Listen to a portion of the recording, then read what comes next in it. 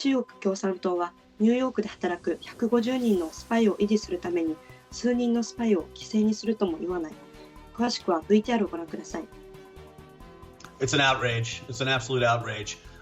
These two spies, as I said before, should receive a speedy trial and should be, executed if they're found guilty. That's what we used to do with spies and people who commit espionage in this country.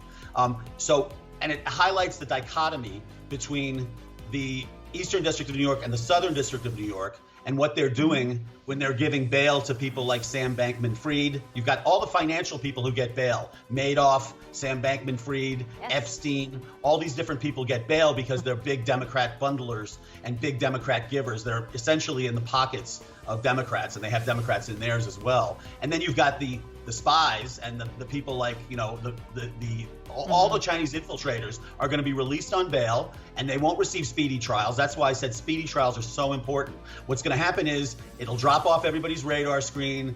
All of a sudden they'll get, they might get a couple of years in prison when we used to execute spies, and then there'll be a prisoner trade because China has tons of Americans with which to deal. So they'll get these two people back. And also the other implication is that there's only 2 Chinese spies in New York. That's completely outrageous. So the Chinese are always willing to sacrifice a couple of spies like this in order to keep their other 150 going in New York and then thousands more going in other cities in the United States. One thing is clear. The Biden Justice Department is in charge of the Eastern District of New York and the Southern District of New York. And you can see that because they do whatever the Biden administration wants.